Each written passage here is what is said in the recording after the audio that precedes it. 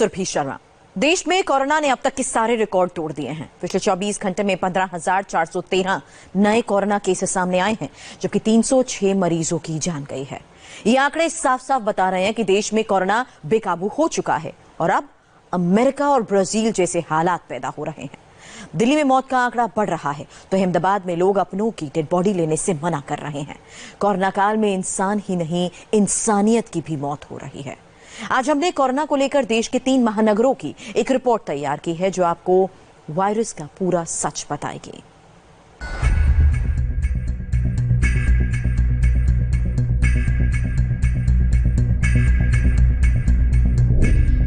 रोजाना मरीज बढ़ रहे हैं, रोजाना लाशें बढ़ रही हैं और रोजाना ही कंटेनमेंट जोन भी बढ़ रहे हैं।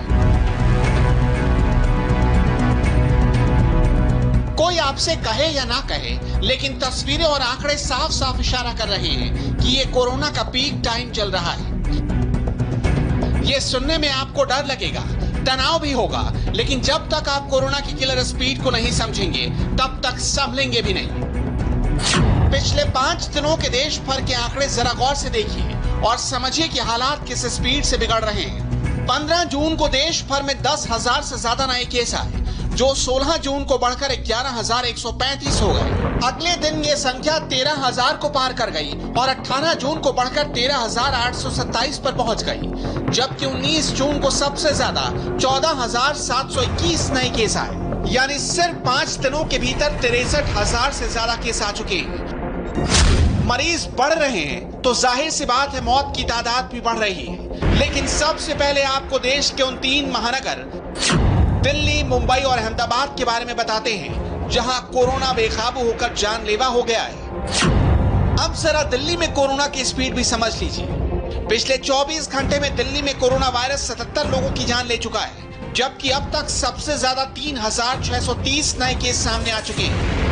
इस वक्त हम सदर बाजार के इलाके में हैं। यहाँ पर ये कंटेनमेंट जोन है और आप देखें कि पूरे कंटेनमेंट जोन को जो है सैनिटाइज करने का काम किया जा रहा है। दरअसल जिस तरह से लगातार दिल्ली में कोरोना के मरीजों की संख्या में भारी इजाफा हो रहा था, उसके बाद जो मौत का आंकड़ा है वो भी लगातार बढ़ रहा था। इसके बाद केंद्रीय गृह मंत्री अमित शाह ने पूरी कोरोना के मामले में कमान दिल्ली की अपने हाथों में ली और उसके बाद एक आदेश जारी किया गया कि जितने भी कंटेनमेंट जोन है दिल्ली में 247 कंटेनमेंट जोन है, उन 247 कंटेनमेंट जोन में घर घर जाकर, डोर टू डोर जाकर जो है स्वास्थ्य विभाग के कर्मचारी, एमसीडी के जो स्वास्थ्य विभाग के अधिकारी हैं, वो मैपिंग करेंगे और एक एक व्यक्ति की जांच करेंगे।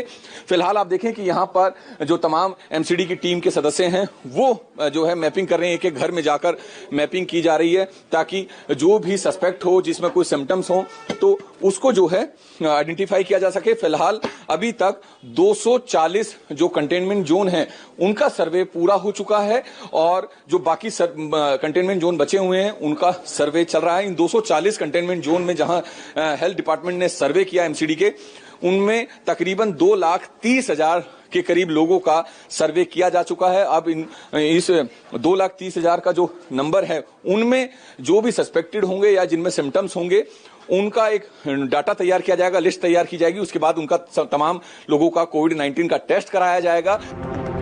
दिल्ली में बेकाबू कोरोना को रोकने के लिए अब स्ट्रेटेजी बदल गई है। केंद्र सरकार के साथ हुई मीटिंग के बाद यह तय किया गया था कि अब दिल्ली के हर कंटेनमेंट जोन में रहने वाले हर शख्स की चेकिंग की जाएगी। कंटेनमेंट जोन में कॉन्ट्रैक्ट ट्रेसिंग का पता लगाने के लिए घर घर जाकर हर व्यक्ति की जांच होगी। इतना ही नहीं, कोरोना की टेस्टिंग को पहले से 2 गुना और उसके बाद 3 गुना तक किया जाएगा। हमारे साथ जयप्रकाश हैं, इस एमसीडी की टीम के सदस्य हैं, खुद मैपिंग कर रहे हैं और एमसीडी में स्टैंडिंग कमेटी के चेयरपर्सन भी हैं, उनसे भी बात कर लेते हैं। जयप्रकाश जी, ये बताइए कि क्या कुछ इसका डिटेल है और कहां आप लोग कर रहे हैं ये? देखिए, दिल्ली के अंदर कोरोना का प्रकोप बढ़ता जा रहा है। जब तक इसको योजनाबद्ध तरीके से हम काम नहीं करेंगे, इसके प्रकोप को हम कम नहीं कर सकते। इसलिए हमने उत्तरी दिल्ली नगर निगम में जितने भी हमारे कंटेनमेंट जोन हैं, उन सब एरिया के अंदर डोर टू डोर मैपिंग का और थर्मल स्क्रीनिंग का प्रोग्राम चलाया है। तो हमारा सैनिटाइज का काम साथ चल रहा है, थर्मल स्क्रीनिंग का काम साथ चल रहा है। हम ऑक्सीमीटर लेकर चल रहे हैं जिससे उसकी ऑक्सीजन हम नाप सकें। और जो लोग जरा से भी संदिग्ध हैं, किनको लगता है कि जरा सा भी सिम्टम्स है, उसको हम टेस्टिंग तक सेंटर तक पहुंचा सके और वहां अगर उसका टेस्ट पॉजिटिव आता है तो उसको अस्पताल या फिर क्वारंटाइन कर सके। कोरोना काल में दिल्ली सबसे बुरे दौर से गुजर रही है। हालात बेकाबू हो रहे हैं। इस बात को समझने के लिए दिल्ली के कुछ आंकड़ों पर नजर डालिए। आपको जानकर हैरानी होगी कि दिल्ली में 10,000 केस होने में करीब 80 दिन का वक्त लगा, लेकिन 10,000 से 20,000 केस पहुंचने में सिर्फ 14 दिन का टाइम लगा। इसके बाद 20 को 40,000 होने में 13 दिन लगे, जबकि 50,000 केस पहुंचने में सिर्फ 5 दिनों का वक्त लगा। यानी कोरोना दिल्ली में पूरी तरह से बेकाबू होता दिखाई दे रहा है। जब कोरोना की स्पीड इतनी ज्यादा है तो तैयारियों की स्पीड को भी बढ़ाना जरूरी है। मरीजों की बढ़ती संख्या को देखकर अब दिल्ली में आइसोलेशन सेंटर भी बढ़ने लगे हैं, लेकिन सबसे बड़ी दिक्कत उन मरीजों के लिए है जिन्हें अस्पताल में जगह नहीं मिल रही। इस वक्त हम एक क्वारंटाइन सेंटर में पहुंचे हैं। ये बनाया जा रहा है। आप देखें कि यहाँ पर 100 से ज्यादा बेड लगाए गए हैं और जो डिस्टेंस है दो बेड के बीच का, वो डिस्टेंस इतना काफी है कि कोई भी मरीज जो है दूसरे मरीज के संपर्क में नहीं आएगा। लेकिन जिस तरीके से लगातार मामले कोरोना के बढ़ने लग रहे हैं, ऐसे में अगर संस्थागत क्वारंटाइन सेंटर में जो है कोविड-19 के पेशेंट को रखा जाता है तो हो सकता है कि जो कोविड-19 का जो आंकड़ा है वो कम हो, उस पर लगाम लगाई जा सके। फिलहाल आप देखें कि ये 100 से ज्यादा बेड यहां पर लगाए गए हैं। एलएनजेपी अस्पताल के ठीक सामने ये क्वारंटाइन सेंटर बनाया गया है, जहां पर इस तरह के बेड लगाए गए हैं। दिल्ली में हालात काबू से बाहर होते जा रहे हैं तो अहमदाबाद में लोग अपनों की लाशें लेने नहीं आ रहे। यानी कोरोना ने इंसानों को ही नहीं, इंसानियत को भी मार दिया। ये वायरस का वो दर्दनाक और हैरान करने वाला सच है जो आपको परेशान कर सकता है। अहमदाबाद केसी सिविल अस्पताल में कोरोना से हुई 17 मरीजों की मौत के बाद इनके परिवार वालों और रिश्तेदारों ने पार्थिव शरीर लेने से मना कर दिया। डर था कि कहीं कोरोना ना हो जाए। कोरोना वायरस ने सिर्फ इंसानों को ही नहीं मारा है बल्कि इंसानी रिश्तों का भी हनन कर दिया है, क्योंकि जिस तरह के किस्से सामने आ रहे हैं अहमदाबाद में, उनको देखते हुए लगता है कि किस तरह का एक सोशल स्टिग्मा इस वायरस की वजह से पैदा हो चुका है। जब अपने ही स्वजन की मृत्यु के बाद उसे उसकी डेड बॉडी तक को क्लेम करने के लिए उसके परिवार वाले सामने नहीं आ रहे हैं। और ये 1 या 2 किस्सों में नहीं हुआ है। अहमदाबाद के सिविल हॉस्पिटल कैंपस में करीब 17 से ज़्यादा ऐसे मामले आए हैं जिसमें परिवार वालों ने अपने प्रियजन के मृतदेह को स्वीकारने से ही इनकार कर दिया। कईयों ने तो फ़ोन तक स्विच ऑफ कर दिए, उसके बाद उनका कोई संपर्क ही नहीं हो पा रहा है। और ऐसे में आप सोचिए, जो कोविड वॉरियर्स उनके इलाज में जुटे हुए हैं वही अब उनकी अंतिम क्रियाएं भी कर रहे हैं, उनका अंतिम संस्कार भी कर रहे हैं। आप अंदाजा लगा सकते हैं किस तरह की दयनीय स्थिति पैदा हो चुकी है। कोरोना से रिश्तों की मौत के आंकड़े भी बहुत हैरान करने वाले हैं। अहमदाबाद सिविल अस्पताल के मॉर्चरी यानी मुर्दा घर में 1 मई के बाद 47 डेड बॉडी आई, जिनमें से 30 डेड बॉडी को उनके परिवार और रिश्तेदारों ने लेने से मना कर दिया, जबकि बाकी के 17 डेड बॉडी लेने परिवार और रिश्तेदारों में से कोई नहीं आया। इनमें से 12 मामलों में परिवार वालों का पता ही नहीं चला, जबकि 5 शवों के परिवार वालों ने ना तो अंतिम संस्कार की सहमति दी और ना ही उन्हें ले जाने पर राजी हुए। अब अस्पताल के सामने समस्या ये है कि इन 5 शवों का क्या किया जाए। जब से कोरोना चालू हुआ तब से लोगों में इतना डर खौफ पैदा हुआ था कि लोग जब उसके रिश्तेदार एक्सपायर हो जाते थे तो डेड बॉडी भी लेने को नहीं आते थे। तब हमारी जिम्मेवारी हो जाती कि उसको अच्छी तरह से धार्मिक जो रिवाज है उसके मुताबिक उसका हम निकाल करते थे। उसमें 6 बॉडी ऐसी थी जिसके रिश्तेदार नोन थे, लेकिन हमने उसको इन्फॉर्म किया, टेलीफोनिक इन्फॉर्म किया, लोकल पुलिस को भी इन्फॉर्म किया, तब भी वो लोग आए नहीं थे और हमने अपनी ओर से उन बॉडी का निकाल किया था। उसमें से 2 बॉडी ऐसी थी कि जो अमेरिका के थे और उसके रिश्तेदार इधर कोई नहीं थे। ऐसे लोगों का भी हमने उसकी धार्मिक जो विधि अपने है उसके मुताबिक डेड बॉडी का निकाल किया है। अस्पताल के सामने सबसे बड़ी दिक्कत यह भी है कि मुर्दा घर में कुछ डेड बॉडी 15-20 दिनों के लिए मॉर्चरी में रखे हुए हैं। पुलिस नियमों के मुताबिक अस्पताल को डेड बॉडी 7 दिनों के लिए रखना पड़ता है। यदि इस दौरान डेड बॉडी का कोई दावेदार नहीं आता तो पुलिस की अनुमति के बाद सरकारी प्रोटोकॉल के तहत उनका अंतिम संस्कार कर दिया जाता है। लेकिन अस्पताल ने इन कुछ शवों को इस उम्मीद में रखा है कि शायद कोई इन शवों पर क्लेम करने आ जाए, लेकिन जिनके रिश्तेदारों ने शव लेने से साफ मना कर दिया, उनका अंतिम संस्कार अस्पताल को ही करवाना पड़ रहा है। रिश्तों की हत्या की हद तो उस वक्त हो गई जब एक बेटे ने कोरोना से मारे गए अपने पिता की डेड बॉडी लेने से मना कर दिया। अहमदाबाद के रहने वाले वीरेंद्र शाह की कोरोना की वजह से मौत हो गई। जब अस्पताल ने इसकी जानकारी मुंबई में रहने वाले उनके एक बेटे को दी तो उसने अहमदाबाद में मौजूद अपने भाई को इस बात की जानकारी दी। आखिर में दोनों भाइयों ने तय किया कि पिता की डेड बॉडी लेने कोई नहीं आ पाएगा, इसलिए अस्पताल ही अंतिम संस्कार कर दे।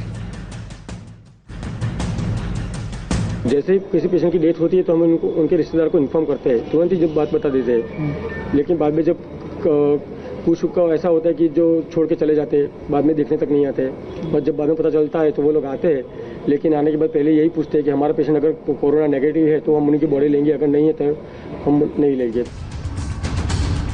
डेड बॉडी से कोरोना वायरस फैलता है या नहीं, इसका कोई साइंटिफिक डेटा नहीं, लेकिन लोगों में वायरस का इतना डर है कि वो डेड बॉडी को देखने तक से इनकार कर देते हैं, इसलिए शव ले जाने से भी मना कर देते हैं।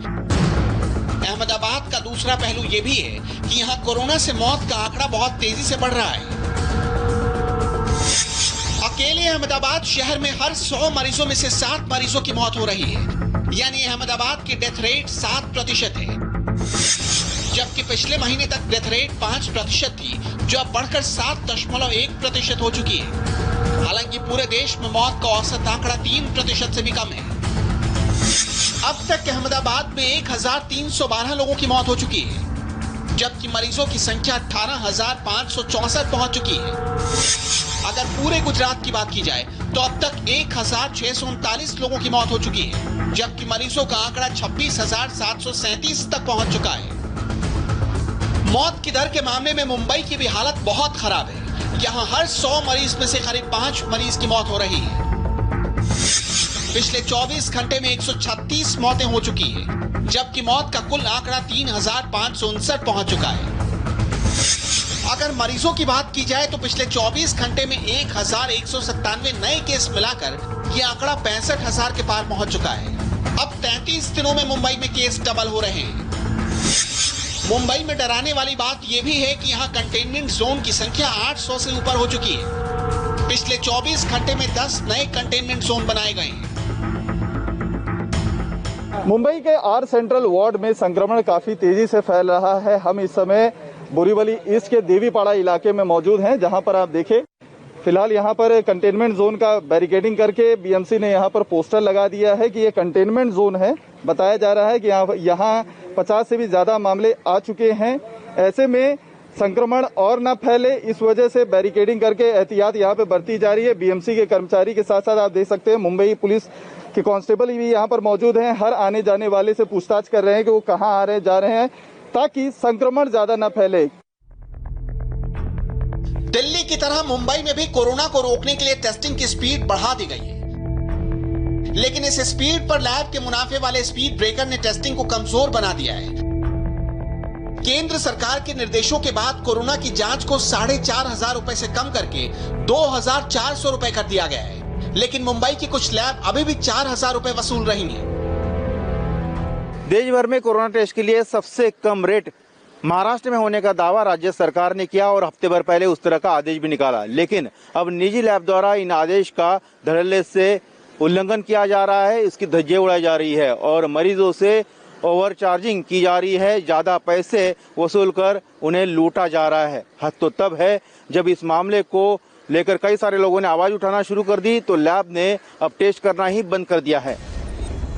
टेस्टिंग में लैब की मनमानी कीमतों को समझने के लिए लैब का बिल आपके सामने है। बिल में कोरोना टेस्टिंग के लिए पूरे 4,000 रुपए लिए गए। एक तरफ सरकार कोरोना की लड़ाई में सबसे कम कीमत के टेस्टिंग की बात कर रही है, तो दूसरी तरफ लैब की मनमानी चल रही है। महाराष्ट्र में खासकर मुंबई में बड़े पैमाने पर इस तरह की लूट हो रही है। हमारे जो पहचान के जो हरिचंद्र साप्टे, उनका जो इलाज था करने की आवश्यकता थी, लेकिन जब उन्हें कोविड का संभावना थी तो उन्होंने Lalbaug friend circle charitable trust के पास कोविड जांच के लिए वो गए, तो उनसे 4,000 रुपये शुल्क उन्होंने लिया। ये सिर्फ इस परिवार की बात नहीं है। अगर एक परिवार में इसी तरह 3-4 लोग पॉजिटिव होते हैं या उनके लोग क्वारंटाइन होते हैं तो उन्हें भी इस तरह की जांच करने की आवश्यकता पड़ती है। एक परिवार को 20 से 25,000 रुपये भुगतान करने की आवश्यकता होती है और मुंबई में ऐसे कई स्थानों पर इस तरह की लूट हो रही है। लैब के कोरोना टेस्ट के लिए 4,000 रुपए लेने की वजह जानने के लिए हम लैब के पास भी पहुंचे, जहां लैब के कर्मचारी ने अपनी ही दलील दी थी। राजेश टोपे सर ने सैटरडे को ऐलान किया था कि कोरोना की जांच का पैसा 22 रुपये होने वाला है, बट उसका कुछ प्रोसीजर रहता है, उसका कुछ जीआर का सिस्टम रहता है, जो जीआर मंगलवार या बुधवार को लॉन्च हुआ, उसकी नोटिफिकेशन मुझे ही गुरुवार को आई। इसमें इशू पैसे का नहीं है, बट कुछ चीज़ें अगर मुझे लैब से ऊपर से अगर आई नहीं होंगी तो उसका मैं एक्शन नहीं ले सकता। हमारे को 22 रुपये का जीआर थर्सडे को आया शाम को, तो थर्सडे को शाम के बाद हम लोगों ने वैसे भी टेस्ट करना ही बंद किया क्योंकि ये मिसअंडरस्टैंडिंग हुआ इसलिए। बट हम लोग को जब तक नोटिफिकेशन नहीं आई तो हम लोग उस टेस्ट का 22 रुपये कैसे ले सकते हैं, क्योंकि हम लोग को सामने वाला चार्ज ही उतना कर रहा है। कुल मिलाकर कागजी आदेश के इंतजार में लैब ने कई दिनों तक 2400 रुपए के टेस्ट के लिए 4,000 रुपए वसूल लिए। अब जब 2,400 रुपए का आदेश आ चुका है तो लैब ने जांच ही करना बंद कर दिया। अब अंदाजा लगाइए कि कंटेनमेंट जोन में किसी मध्यम वर्गीय परिवार के 3-4 सदस्यों को कोरोना के टेस्ट की जरूरत पड़ जाए तो ये पूरे महीने का ही बजट बिगाड़ देगा। एक तरफ मरीजों की संख्या तेजी से बढ़ती जा रही है और दूसरी तरफ बेड्स और वेंटिलेटर कम होते जा रहे हैं। हालत यह है कि बीएमसी के हॉस्पिटल्स में 99% आईसीयू बेड्स और 94% वेंटिलेटर भर चुके हैं और मुंबई के प्राइवेट हॉस्पिटल्स उतना कोऑपरेट नहीं कर रहे जितनी उनसे उम्मीदें थी। लेकिन प्राइवेट हॉस्पिटल्स वालों की अपनी दलील है। हम लोगों ने 2300 और 2400 के बेड बीच में बेड्स बढ़ाने का कमिटमेंट दिया था और 385 बेड्स आईसीयू बेड्स हमने बढ़ा के उनको दिए हैं और वो सब दे रहे हैं। लेकिन तकलीफ इसमें यह है कि क्योंकि कोविड के पेशेंट जो हैं वो 10 दिन से ज़्यादा आईसीयू में रहते हैं, तो क्या है कि उनका जल्दी से बेड खाली नहीं होता है। और ऐसा नहीं है कि हेल्प हॉस्पिटल्स नहीं दे पा रहे हैं, बट ये कि अगर आपके पास फिजिकली अगर बेड खाली नहीं है तो आप क्या करेंगे। इसमें तकलीफ ये हो रही है कि शायद लोगों को ये समझना है कि कई हॉस्पिटल में उनको लगता है कि आईसीयू बेड खाली हैं, बट वो कोविड की तैयारी नहीं कर सकते। अगर उन्होंने जैसे अगर किसी को एडमिट कर लिया किसी उस आईसीयू में जहाँ पे कॉमन एसी है, तो जो नॉन कोविड के पेशेंट्स हैं दूसरे फ्लोर पे या दूसरे वार्ड पे वो इन्फेक्ट हो जाएंगे। प्राइवेट अस्पतालों की सबसे बड़ी परेशानी यह है कि कोरोना मरीजों के लिए इंफ्रास्ट्रक्चर तैयार करना इतना आसान नहीं है। इसके अलावा कोरोना मरीजों की वजह से दूसरे मरीजों में इन्फेक्शन का खतरा बना रहता है। कुल मिलाकर जिस स्पीड से कोरोना हमला कर रहा है उस हिसाब से तैयारी आधी अधूरी है। ऐसे में अब आपकी सावधानी ही आपको इस आपदा से बचा सकती है। यूपी में आज कोरोना की रफ्तार कैसी रही, जानेंगे ब्रेक के बाद।